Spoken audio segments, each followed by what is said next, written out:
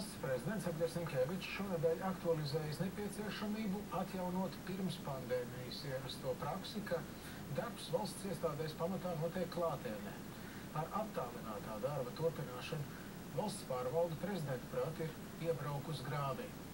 Un priekšzīmi, atgriežoties pie pārbaudītām vērtībām, vajadzētu rādīt Saeimai. Sveikta, Harijs! Deputāti nevēlas strādāt klātienē.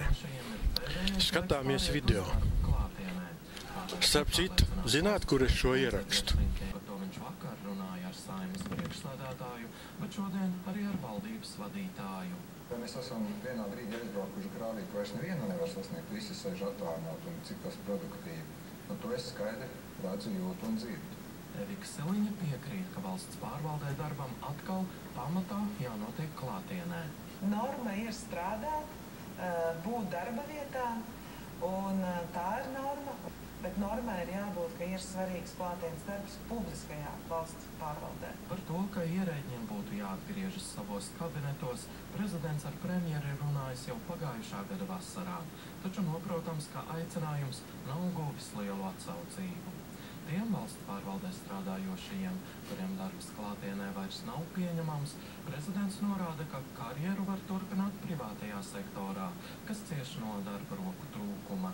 Es vakar ar lielu interesi paklausījos un paskatījos un palasījos tādu jau zināt baimanu poļu, ka tagad visu valsts pārvalde sabruks. Tā kā es dzirdu, ka viss jau vairs tālpa nav, ka labākie no labākajiem ir gatavi jau iet prom no Latvijas valsts viedokļa.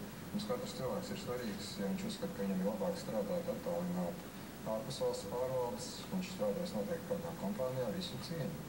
Atjaunojot darbu klātienē, prezidenta ieskatā priekšzīme būtu jārāda Saeimai, kur joprojām ierasta prakse ir daļēji attālinātas komisiju sēdes.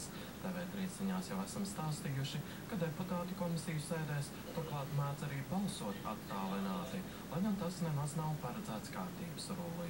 Pārējais varētu. Mies. Atturās. Es atturos.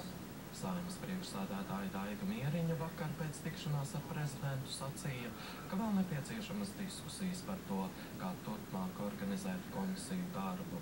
Es šai sakarā rosināšu nākamnedēļ arī tikšanos ar frakciju vadītājiem, lai pārunātu visus šos jautājumus, kas ir samilzuši arī tos, kā mēs organizēsim Saimu, kā mēs arī drusciņi domāsim valstiski, nevis tikai partiju līmenī, un arī rīkosimies valstiski. Un tas, manuprāt, ir šobrīd pats svarīgākais, lai kaut nedaudz atjaunot uzticību Saeimas darbam kā tādam.